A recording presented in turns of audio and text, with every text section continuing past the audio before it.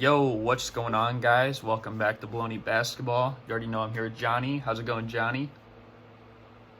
Hey Garrett, how's it going? Hope everybody out there is having a great day today.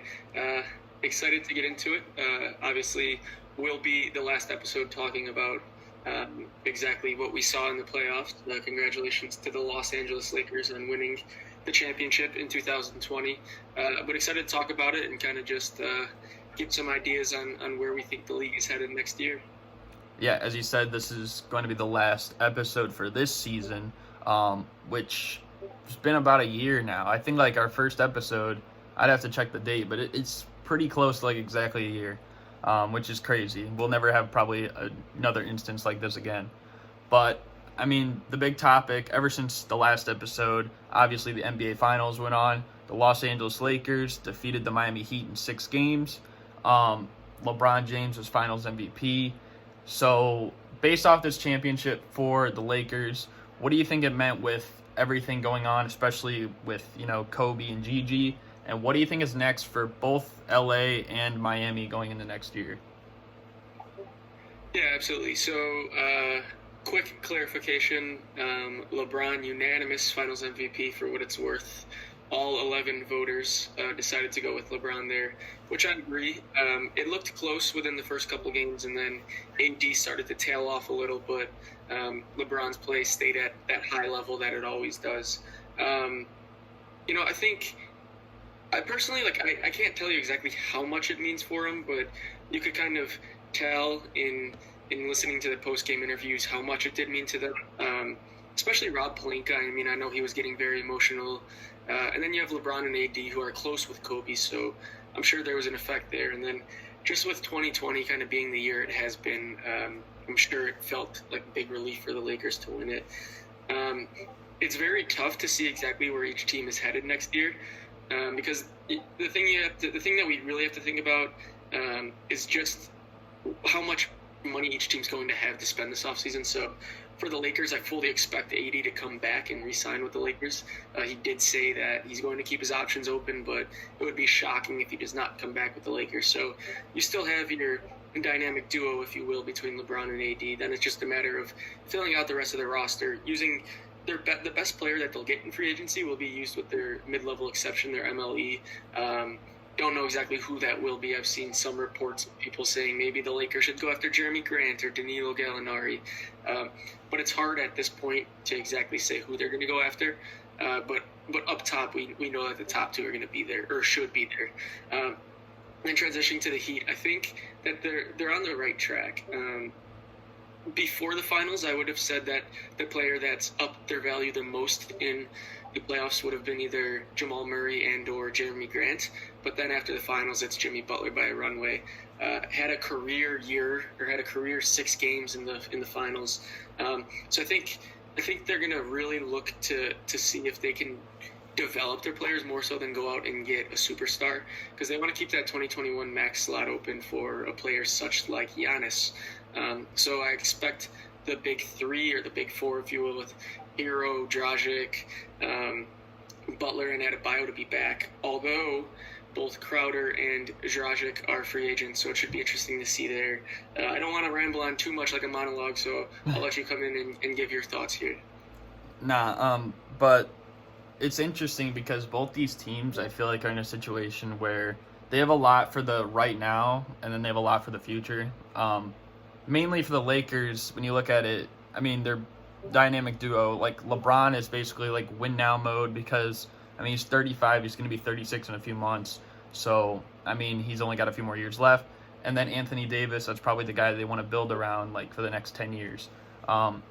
You look at the Heat, they have, like you said, Jimmy Butler, Dragic. Those guys are veterans. Jay Crowder, Iguodala. But then they also have Bam Adebayo and Tyler Hero, Kendrick Nunn, Duncan Robinson, who they're probably going to, like, build around. So it's, like, a bigger variety, I guess, from Miami. But the Lakers winning this series, I believe we both picked them to win in 6 last episode, but it definitely has like a huge meaning. I think the stuff that happened earlier this year with like Kobe and Gigi, I think that was like the first and foremost thing. I think at the beginning of the year it was more so of like I think, especially from LeBron's perspective, he started off the year like, I'm going to prove everyone wrong. You know, like, I'm not the washed king, as they were saying, because I'm sure like all the noise with, you know, Kawhi in LA, along with Paul George, and they were kind of the favorites, that was probably getting to him.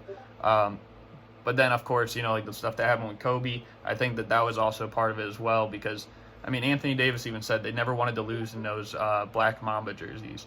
So I think it was definitely a great championship. It's going to go down as a memorable season and moment, regardless, even if, like, some people think it was not an even matchup in the finals, or some people could think it was, like, an easier route for some than others. But no matter what, like, the whole pandemic season is going to be remembered for sure.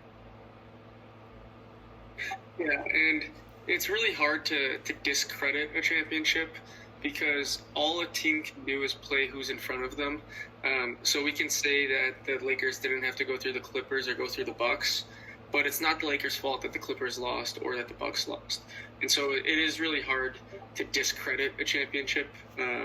Injuries have just naturally played a part in 3 of the last 5 finals or so, and there's really nothing that we can do to alleviate that. The biggest thing for me is just that there's no such thing as being lucky. Just put yourself in a position to win, and if everything falls your way and injuries happen, which obviously we don't wish those upon anybody, then you take advantage of it. Because I do think it would have been a different series if Bam was healthy the whole time, or if Dragic was healthy the whole time. That might mean that we don't see the same games out of Butler that we did, but I'm sure Butler would have wished that those guys were back to kind of help take some of the pressure off of him. So it is one of those things that's very tough to discredit.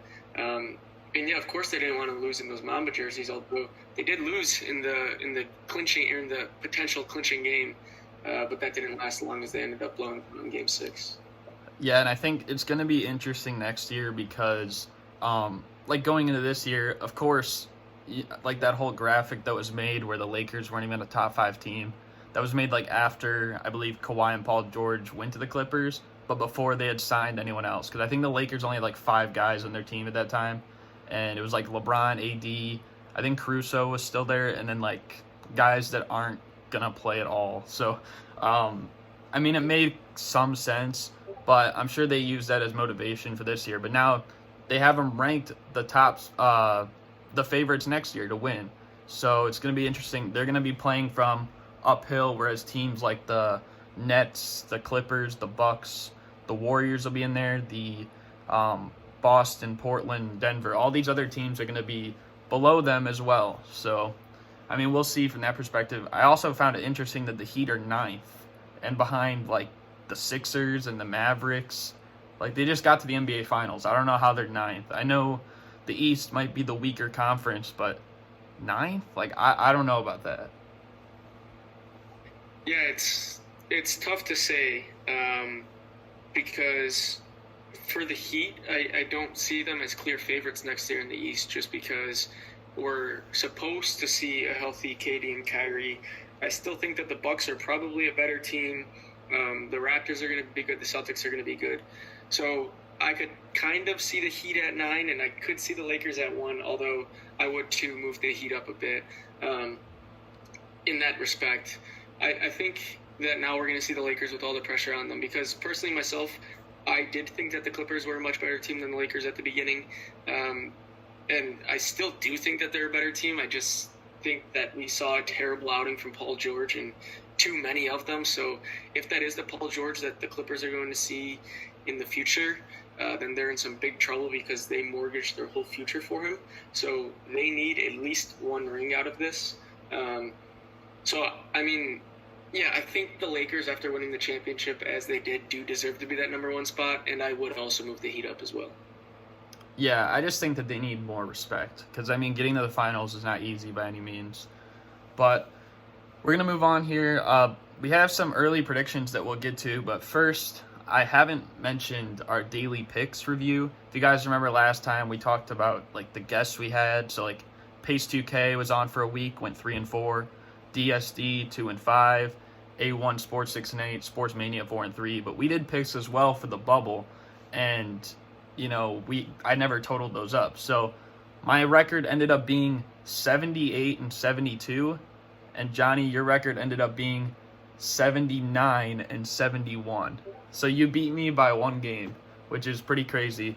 But the funny thing is, like, the 1 game that I looked at was, it was like the Mavericks and the Kings were playing, and you picked Mavericks and I picked Kings, and I believe they played twice in the bubble. And the other game, the Kings won.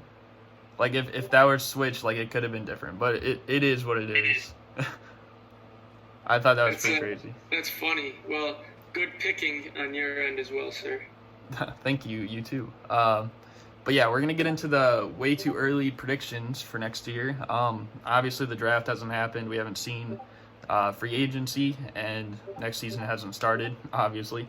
But we're just going to, I guess, say some things that we might expect next year. I don't know if you want to go first, or do you want me to go first? I can take this one. My first early prediction will be that we are going to see Brooklyn in the Eastern Conference Finals, and I will actually take it a step further and say that we're going to see Brooklyn in the finals. I'm going to go out on a limb here and say that Kevin Durant will be the league's most valuable player next year. And then across the United States on the West Coast, I'm going to say that we will see Golden State in the Western Conference Finals as well. That would be interesting. That would be like kind of just how it was this year with like LeBron against his former team, so KD against his former team again. And like the team that, they started like building their championship resume with. So that's kind of interesting. It's funny you say that, because I also have, not only do I also have the Nets in the finals, but I also have Kevin Durant winning MVP next year. See, the thing with the MVP is that it's really narrative based. So, I mean, the fact of him coming off an Achilles, I think that he's the best player to ever sustain an Achilles injury. And he doesn't really like rely on athleticism or anything like that. So I think that the fact that of that happening, he'll probably still average like 25 a game. And they've been like a top 2 seed every team he's been on for like the last 5 years or so. So they'll likely be up there as well. And I think he'll end up winning it. But I have the Nets in the finals. I expect them to play the Clippers.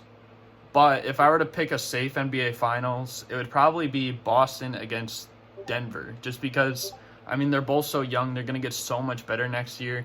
And they were already so close this year. I guess anything like some other stuff, I think the Warriors, there's a good chance they trade their draft pick. DeMar DeRozan might go back to the Raptors.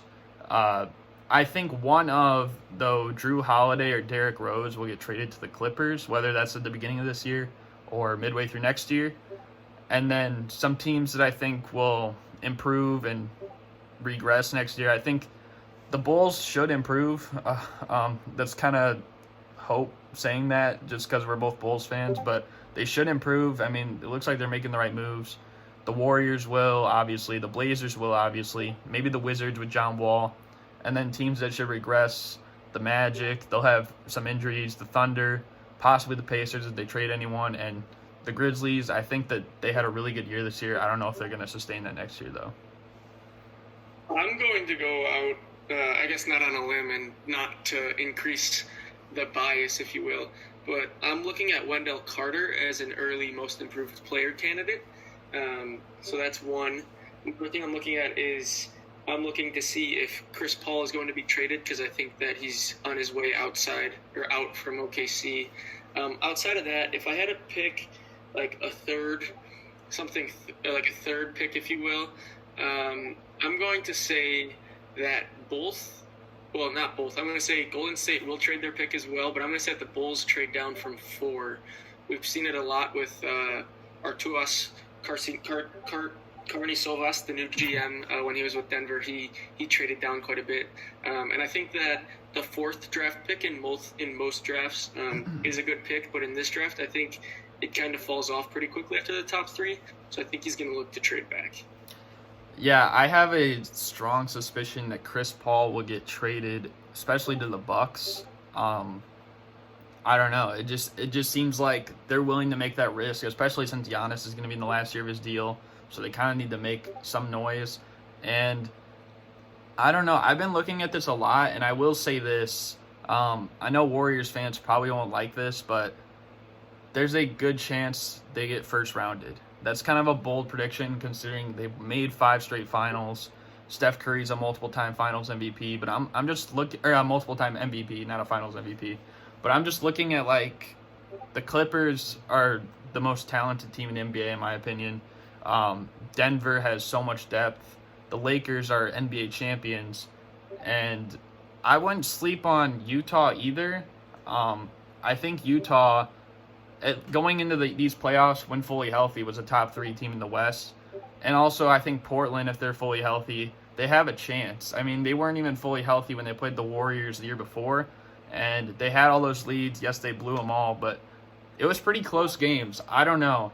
I would definitely like to see a Blazers-Warriors matchup, though, in the first round. Sorry, guys, we had technical difficulties, but I was just saying how a Blazers-Warriors matchup in the first round, it would be interesting for sure. I think a lot of people would like to see a rematch of, both the teams healthy. And, I mean, it's a less deep Warriors team even than just 2 years ago. And, of course, the Blazers, I think, have more offensive firepower next year. But I don't know. What do you think? Yeah, I mean, I think it would certainly be an intriguing matchup, right? Because you're bringing together what most view as the 2 best point guards in the league. You're bringing together what most view as the 2 best shooters in the league, or close to the 2 best shooters in the league in terms of deep range. You're bringing together not revenge for the Warriors, but the Warriors finally being healthy again with Steph, Clay, and Draymond. You got Melo on Portland. So I think it would just be one of those offensive firepower games or series where you're trying to win 150 to 149 and there's not much defense being played. Yeah, and I know also, like I mentioned, the Pacers could potentially regress. I know we talked about Victor Oladipo and Miles Turner potentially being traded, like I believe last show. But what do you think about their future? Because, I mean, it's kind of up in the air right now. Yeah, I think if I had to make a decision as to who I think is on their way out first, I think it's, or not first, but if only one goes, who do I think it is? I think it's Victor Oladipo. Per reports, he's made it pretty clear that he wants out. He did go on his Instagram Live and say that that's not true. But from the people that reported it, they are trusted in the NBA circle. So I do think he's on his way out. And then I think Miles Turner is also on his way out.